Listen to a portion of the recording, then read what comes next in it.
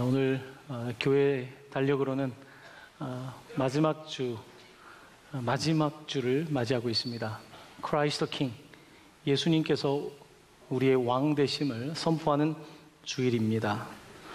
성서 일과는 교회 달력을 가지고 만들어져 있기 때문에 오늘 본문은 마지막 때를 말하고 있는 것입니다.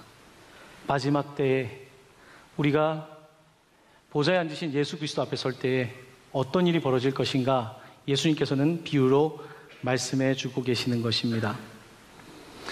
여러분은 어떤 기준을 가지고, 어떤 가치관을 가지고 인생을 살고 있습니까? 사람들은 저마다 자기의 가치관을 가지고 그 가치가 옳다고 하고 그 가치를 위해서 살아갑니다.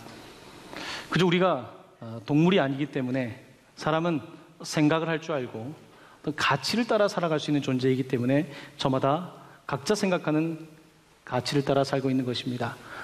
우리가 살아가는 시대를 포스트 모던 사회라고 하죠. 후기 근대 사회, 근대를 지난 오늘 시대를 살아가는 우리에게 가장 큰 도전이 있다면 사람들이 다 서로 다른 가치 가운데 산다는 것입니다. 다양해졌지만 서로 다른 가치를 가지고 살다 보니까 충돌이 더 많아집니다. 민족과 민족 간에, 남자와 여자, 또는 세대와 세대 사이에 서로 다른 가치관을, 기준을 가지고 있는 사람들끼리의 갈등이 생겨나는 것을 보게 됩니다. 이것이 현재 우리가 살아가는 세상입니다. 자, 각자 자기의 가치관을 가지고 살아가는데, 그렇다고 하면 하나님께서는 어떤 가치를 가지고 우리를 평가하실까? 하나님은 어떤 기준으로 사람을 바라보고 계실까? 오늘 여기에 대해서 질문을 저희가 던지는 것이고, 예수님께서는 거기에 대하여 답변을 주고 계시는 것입니다. 자, 마지막 날에 하나님께서는 어떤 기준을 가지고 사람을 분류하실까? 오른쪽에는 양, 왼쪽에는 염소, 어떤 기준을 가지고 계실까? 오늘 본문의 이야기는, 양과 염소의 이야기는 우리에게는 이제 농경 사회를 살지 않기 때문에 조금 생소할지 모르겠지만, 중동이나 이스라엘 같은 곳에서는 이 이야기가 쉽게 이해될 수 있는 하나의 비유입니다. 보통 목초지에 양과 염소, 여러분, 중동 지방에 있는 양과 염소를 구별하는 것이 그렇게 쉽지가 않습니다. 양과 염소는 상당히 비슷해 보입니다. 같이 목초지에서 풀을 뜯고 있습니다. 그런데 저녁이 되고 이 바깥에 있는 양과 염소가 목장으로 들어오게 될 때, 그때 양과 염소를 구별합니다. 왜냐하면 양은 바깥 차가운 공기를 좋아하는 동물이고 염소는 따뜻한 곳에 있는 걸 좋아하는 동물입니다. 그래서 양과 염소가 낮 시간에는 함께 할 수 있지만 일정한 시간이 되면 서로 나누어지게 되는 것입니다.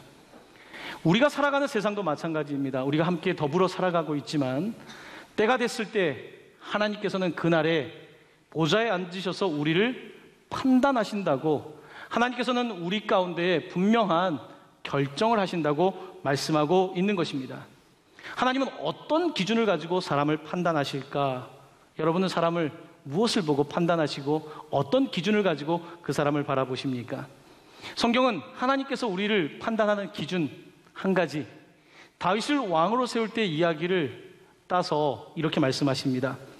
내가 보는 것은, 그러니까 하나님께서 보는 것은 사람과 같지 아니하니 사람은 무엇을 보거니와 외모를 보거니와 나 여호와는 중심을 보느니라. 네.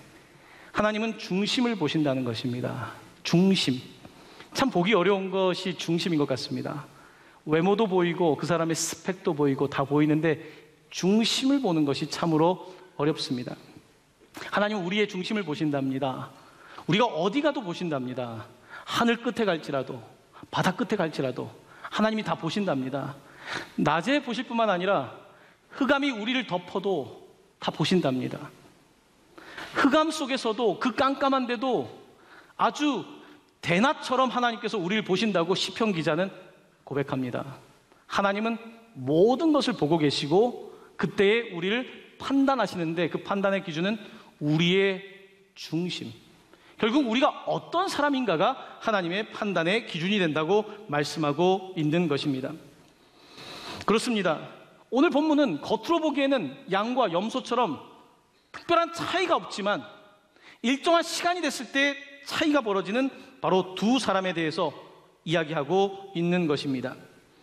오늘 본문을 읽다 보면 저희가 주목해서 보아야 되는 것 중에 하나가 뭐냐면 오른쪽 왼쪽에 있는 사람들이 모두 주님을 주님이라고 불렀다는 것입니다. 다 예수님을 주님이라고 불렀어요. 그런데 이들의 결론은 다른 곳에 도착하게 됩니다. 첫 번째, 오른쪽에 있는 사람들입니다. 오른쪽에 있는 사람들이 복을 받습니다. 복을 받았고 이제 영원한 나라를 상속할 사람들아, 축복하시면서 당신들은 내가 굶주렸을 때, 내가 목말랐을 때, 나그네 되었을 때, 헐벗었을 때에, 병들었을 때에, 감옥에 갇혔을 때에 나를 돌보아 주었습니다. 그때 이 오른쪽에 있는 사람들이 반문을 합니다. 주님, 저는 기억이 안 납니다. 제가 언제 그렇게 했습니까? 저는 도무지 기억이 안 나는데 주님, 저는 그런 일을 한 적이 없습니다. 라고 답변하는 것입니다. 또한 왼쪽에 있는 사람들도 또 예수님께서 말씀하십니다. 너희들은 내가 배가 고팠을 때에, 목말랐을 때에, 나그네 되었을 때에, 헐벗었을 때에, 병들었을 때에, 감옥에 갇혔을 때에 당신들은 나를 도와주지 않았습니다. 그때 이들이 대답합니다. 주님, 저희가 언제 그렇게 했습니까? 저희는 그런 적 없습니다. 라고 대답합니다. 이거는 마태복음 25장 우리가 읽은 9절에 44절을 한번 보겠습니다. 왼쪽에 있는 사람들의 답변을 한번 같이 우리 읽어보겠습니다. 시작. 그들도 대답하여 이르되 주여, 우리가 어느 때에 주께서 줄이신 것이나 목마르신 것이나 나그네 되신 것이나 헐벗으신 것이나 병드신 것이나 옥에 갇히신 것을 보고 공양하지 아니하더이까. 아멘. 오늘 본문은 우리에게 서프라이즈, 놀라운 일을 말합니다. 우리가 평소에는 저 사람은 참 괜찮다, 저 사람은 별로다, 우리가 생각하고 있는 기준이 있는데 그날에 서프라이즈. 왜 이런 일이 일어나는지 서로 모르는 거예요. 아니, 나는 왜 오른쪽에 가고 있는지, 나는 왜 왼쪽에 가는지 서로 모르는 것입니다. 서프라이즈. 그날에 일어날 일이 그렇게 우리의 이해와 동일하지 않을 수 있다는 것을 말하고 있는 것입니다. 왜 그럴까요? 왜 그럴까요? 여러분, 이런 생각을 해보신 적이 있습니까? 우리가 사실은 다 자기의 기억을 믿고 삽니다. 내 기억. 나는 내 생각 속에 살고 내 감정 속에 살아요. 그런데 상대방은 나 자신은 보지 못하는데 상대방은 나를 보고 있어요. 그렇죠? 그래서 때때로 우리는 거기에서 오해가 생깁니다. 나는 내 기억이 다 맞다고 생각해요. 내 생각이 다 맞다고 생각해요. 내 가치가 다 맞다고 생각해요. 그런데 다른 사람 눈에는 그렇지 않을 수 있거든요. 자, 하나님께서는 지금 내 가치대로 살아왔어요. 지금 모든 민족이 모여 있는데 다 각자가 원하는 대로 살아왔는데 서프라이즈. 상상하지 못한 일이 벌어진다는 것입니다. 각자 생각했던 대로가 아니라 하나님의 방식으로 판단을 받는다는 것입니다. 근데 이들은요, 모두 다 주님이라고 부릅니다. 주님. 자, 그런데 마태는 이 불신자들한테 오늘 이 내용을 말한다기보다는 신자들에게 하는 이야기입니다. 우리가 주님을 따라 믿고 있지만 우리 신자들이 주님 하는데 그날이 됐을 때 같은 주님을 불렀는데 어떤 사람은 오른쪽에, 어떤 사람은 왼쪽에 갈 수 있다고 말씀하고 있는데, 마태복음은 지금 주님이라고 기도하고 있고 주님이라고 말하고 있는 우리들이 주님 앞에 서는 날이 있다는 것입니다. 그때 주여라고 불렀다고 해서 오른쪽에 서는 것이 아니라는 것입니다. 서프라이즈. 아니, 저분은 신앙생활 제대로 안 하는 것 같았는데 오히려 그가 오른쪽에 서 있고 저분은 신앙생활 잘하는 줄 알았는데 그가 왼편에 서 있을 수 있다는 것입니다. 서프라이즈. 왜 그럴까요? 우리는 눈에 보이는 것을 가지고 판단하기 때문에 분명히 저 사람이 오른쪽, 저 사람이 왼쪽이라고 생각하는데, 하나님의 보는 관점은 외모가 아니라, 겉이 아니라 중심을 보시는 분은 양과 염소를 반드시 구분하신다는 것입니다. 우리의 중심. 바로 우리의 중심의 차이가 바로 이 차이를 만든다고 말씀하고 있는 것입니다. 올해 우리는 종교개혁 500주년을 맞이하며 오직 의인은 믿음으로 말미암아 살리라라고 하는 말씀을 바깥에 십자가에도 내걸고 믿음의 중요성을 강조하고 있습니다. 하지만 과연 믿음이란 무엇입니까? 여러분, 신학자들 사이에서 2000년 동안 로마서는 믿음입니다, 야고보서는 행함을 강조하는데 이 로마서와 야고보서의 이 차이점을 어떻게 다시 화해를 시켜야 되나라고 하는 질문들이 있었습니다. 왜냐하면 믿음으로 구원을 받는다고 하는데 질문이 있는 거예요. 와, 믿음으로 구원받는데 구원받은 모습이 저런가? 그 질문을 여러분과 제가 들을 수 있는 것입니다. 분명히 믿음으로 구원을 받는다고 하고 믿음으로 신앙생활을 잘하고 있는데 믿음이 저런 거라면 나는 믿지 않겠다라고 말하는 사람들이 있기 때문에 과연 믿음이 무엇인가에 대해서 우리가 물을 수밖에 없는 것입니다. 믿음이란 많은 사람들에게 하나의 신념처럼 느껴집니다. 믿음, 나는 주님을 믿습니다. 신념. 믿음이라고 하는 것이 우리의 내적인 것으로 이해될 때가 참 많이 있습니다. 하지만 믿음은 우리의 이 내면 세계에서만 일어나는 것이 아니라 액션, 바깥으로 전인적이라고 하는 것은 지, 정, 의뿐만 아니라 액션까지 우리의 삶 전체가 믿음이라고 하는 것이 돼야 되는데 오직 의인은 믿음으로 말미암아 살리라 라고 말할 때 이 믿음이 때때로 우리에게 하나의 신념이 돼버린다는 것입니다. 믿음은 신념뿐만 아니라 행위를 포함하는 전인격적인 것이 되어야 하는 것입니다. 사랑하는 성도 여러분, 제가 오늘 이 본문 말씀을 조금 더 이해하기 쉽게 하기 위해서 가룟 유다의 이야기를 잠깐 하려고 합니다. 이 가룟 유다라고 하는 사람은 굉장히 똑똑한 사람이었습니다. 젤롯 당이라고 열혈당원, 예수님 제자 가운데 가장 스마트한 사람, 그가 회계를 맡았습니다. 여러분, 돈주머니를 누구한테 주겠습니까? 제일 똑똑한 사람에게 주겠죠. 그는 굉장히 스마트한 사람이었습니다. 한 사건이 펼쳐집니다. 마리아라고 하는 여인이 예수님이 오셨을 때에 그의 발에 향유를 붓고 머리털로 발을 닦습니다. 그때 가룟 유다, 정의를 외치는 사람, 가장 스마트한 사람이 그는 이렇게 말하는데요. 요한복음 12장 6절에 있는 말씀을 제가 읽어드립니다. 제자 중 하나로서 예수를 잡아줄 가룟 유다가 말하되 이 향유를 어찌하여 300데나리온에 팔아 가난한 자들에게 주지 아니하였느냐 하니, 그는 300데나리온 300일 동안 노동해야 될 돈을 가지고 왜 가난한 사람을 도와주지 아니하였느냐고 묻고 있습니다. 가룟 유다는 정의를 외치는 사람입니다. 그는 정의라고 하는 이념에 사로잡혀 있는 사람입니다. 그는 가난한 사람을 말하고 있습니다. 자, 그런데 그 다음 구절엔 이렇게 기록이 되어 있습니다. 이렇게 말하면 가난한 자들을 생각함이 아니요 그는 도둑이라. 돈꾀를 맞고 거기 넣는 것을 훔쳐 가미러라. 가장 정의를 외치는 사람이 뒤에 다른 주머니를 찰 수 있다는 이야기입니다. 가룟 유다는 예수님이 어떤 일을 할 때마다 정의를 외치고 가난한 사람을 운운했던 그가 도둑이었고, 그가 예수님을 은 30에 팝니다. 돈 1,000만 원 정도 되는 돈입니다. 이렇게 가난한 사람을 말하고 있지만, 무언가를 말하고 있지만 실제 삶 속에서 그는 그렇게 살고 있지 않은 것입니다. 예수님께서 인자가 오실 때 판단하는데 가난한 사람에 대한 이론을 말한 사람이 아니라, 가난한 사람에 대해서 뭔가 대단한 이야기를 한 사람들이 아니라 정말로 마리아처럼 자기의 삶을 드린 사람을 하나님께서 축복한다는 말씀을 하고 계시는 것입니다. 저는 오늘 설교를 준비하면서 제 삶의 피상성에 대해서도 생각을 해봤습니다. 저는 책을 읽고 말씀을 읽고 설교하는, 나름대로 이런 말씀이 좀 그럴지 모르겠지만 지식 노동자에 해당한다고 할 수 있습니다. 지식을 많이 사용하는 거죠, 신앙을. 하지만 제 삶을 돌아볼 때 얼마나 실제적인가, 늘 저한테는 그게 숙제입니다. 여러분은 어떻습니까? 우리가 가난을 이야기하고 정의를 외치고 있지만 우리의 삶의 실제적인 부분에서는 어떤가? 주님 앞에 섰을 때에 과연 우리가 어떤 평가를 받을까?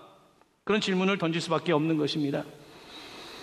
부천동강교회는 나름대로 건강한 교회가 되기 위해서 노력하는 교회라고 생각합니다. 그 가운데 부천동강교회가 하는 사역 가운데 그래도 한 가지 감사한 것이 있다면 실로암 사역입니다. 실로암은 노숙자들을 위한 쉼터입니다. 해마다 추수감사절이 되면 세례를 받는 분들이 있습니다. 지난주에도 3분이 세례를 받았어요. 3분이 세례를 받았는데 이 3분 말고 지금까지 세례 받으신 분들이 다 오신 거예요. 여러분, 이분들은 집이 없는 분들입니다. 보통 가정으로부터 버림을 받은 보통 남성들입니다. 이들이 이곳에 와서 세례를 받는데 제가 이제 문납을 하는데 제가 이렇게 물어봤어요. 세 분이 이번에 세례를 받기 위해 왔는데 이번에 세례를 받는 이유가 부천 동강교회에서 식사를 드리고 또한 여러 가지 돌보아줘서 미안해서 세례 받으시는 겁니까? 그러면 세례 안 받으셔도 됩니다. 제가 이렇게 말씀드렸어요. 그랬더니 그분들이 아닙니다, 목사님. 제가 원해서 세례를 받는 겁니다. 저는 정말 세례 받고 싶습니다. 그게 지난 3부 예배 때 세례를 받지 않았습니까? 놀라운 것은요, 이 세례를 받은 분들 가운데 삶의 변화를 경험하는 사람들이 계속해서 생겨난다는 거예요. 그래서 어떤 분의 이야기를 전해 들었습니다. 한 분은 2014년도 30살 나이에 교통사고를 당했어요. 다리뼈가 다 부스러졌습니다. 다리에다 철심을 받고 수술 후에 병원을 퇴원해서 그런데 갈 데가 없어요. 너무 가난하고 수술은 끝나고 돈은 다 써버리고 그래서 이분이 젊은 나이에 어떻게 생각을 했냐면 나는 감옥에 가 살아야겠다. 그래서 어떻게 보면 순진한 거죠. 그 편의점 알바를 위협하면서 강도짓을 한 거예요. 근데 커터칼을 가지고 갔다는 거예요. 진짜 칼도 아니고 커터칼 가지고 가서 위협을 하니까 이 알바생이 놀라가지고 막 난리가 난 거예요. 그때 그 사람을 위협하는 게 아니라 이제 좀 경찰에 신고해서 저를 데려가게 해주세요. 그래서 경찰이 왔어요. 경찰이 왔는데 이분이랑 이야기를 해보니까 이분이 감옥에 갈 분이 아닌 거예요. 그래서 이분을 어디로 보냈냐면 우리 교회에서 운영하는 실로암으로 보낸 거예요. 그래서 이제 그곳에 있으면서 몇 년 동안 같이 생활하고 신앙생활을 하면서 그가 회복되기 시작했고요. 그가 작년에 원래 있던 기술을 가지고 있었기 때문에 취직을 했다는 거예요. 팀장으로 취직을 했는데 다시 취직해서 계속 단계가 올라가서 지금은 월급이 350만 원이래요. 350만 원 하니까 우와 하시네요. 제가 아무리 딴 얘기해도 우와 안 하시는데 우와 맞아요. 이분이 그 사건이 너무 감사해서 그때 그 편의점 취직을 한 다음에 그 편의점 자기가 도둑질했던 곳에 다시 갔대요. 편의점 주인을 만나서 100만 원을 건네드렸대요. 죄송합니다. 제가 그때 이런 일을 했던 사람입니다. 그 사장님이 이분을 보고 감동을 받아서 그 돈을 다시 돌려주면서 잘 사십시오 이렇게 하고 내보냈다는 거예요. 이분이 1년에 몇 차례씩 실로암을 다시 방문한답니다. 방문하면 거기서 이제 봉사하고 있는 우리 김치현 목사님 계신데 방문해서 이야기를 해주면서 자기 이야기를 하면서 목사님 실로암에서 일해서 뭐 목사님이 얼마 받겠습니까? 목사님 저랑 같이 시작하시면 제가 미니멈 250에서 시작하게 해줄 테니까 저와 함께 나오시죠. 그 이야기를 듣고 김치현 목사님이 한동안 흔들려서 이 목회를 내려놓고 그쪽으로 가야 되나 생각을 했다는 이야기를 들었습니다. 우스개 이야기지만요. 부천 동강교회에서 하는 그 작은 사역이 누군가를 만져주고 있다는 건 저는 제가 직접 노숙자 사역을 하지 않고 그저 듣고 가서 때때로 얼굴 마담하는 역할밖에 하지 못하지만 가장 눈물이 나고 감사한 것은 바로 이분들이 세례받는 그 모습입니다. 뿐만 아닙니다. 부천 동강교회에서 하고 있는 인파워먼트 센터가 있습니다. 인파워먼트 센터는 정신 장애인들이 같이 주간에 활동하는 곳입니다. 저는 사실 지금 정신 장애인이란 말을 썼지만 정신 장애인이란 말은 옳은 단어가 아닙니다. 정신 장애인이 아니라 정신적인 어려움이 있는 분들입니다. 장애라고 하는 말을 함부로 쓰는 것은 자칫 위험한 그런 표현이 되겠죠. 이분은 고등학교 때 부모님이 이혼하고 가정의 어려움을 겪으면서 그 가출을 하게 된 거죠. 이게 노숙자로 5년을 지냈답니다. 그 겨울이 되면 그 저희 실로암 직원들과 그 목사님이 부천역을 주변으로 그 노숙자들을 방문해요. 왜냐하면 동사가 될 수 있기 때문에 그걸 반드시 해야 됩니다. 아우리치를 하는데 이 노숙자들 가운데서는요 가장 큰 문제가 뭐냐면 대부분이 알코올 문제와 정신질환을 갖고 있다는 것입니다. 이분들이 그런 분들이 많은데 이분이 정신적인 질환을 갖고 뭐 이제 환청이 들리고 이런 조현병이라고 하는 정신분열증이라고 예전에 불렀던 그 질환을 갖게 되었는데 이분의 머릿속에 늘 있는 생각이 뭐였냐면 죽고 싶다는 생각이었어요. 여러분도 머릿속에 어떤 생각이 잘 안 지워지죠? 이 병은 더 그렇습니다. 이 생각이 떠나질 않는 거예요. 그러다가 이제 저희 동강 인파워먼트 센터를 만나게 돼서 오게 되신 겁니다. 6년째 매일 와서 같이 활동을 해요. 그런 과정을 통해서 이분이 조금씩 희로가 되기 시작했고, 근데 올해 11월 달에 이분이 가끔씩 가는 것 같아요. 마포대교를 갔어요. 마포대교는 여러분 왜 갈까요? 예전에 갔던 곳이니까 마포대교를 또 갔어요. 뭐 꼭 자살 때문에 갔던 건 아닌 것 같습니다. 근데 그날 갔는데 그 옆에 한 20대 여성이 마포대교에서 떨어지려고 이제 자살을 준비하고 있었던 거예요. 근데 이분이 마침 그 자리에 있었던 거예요.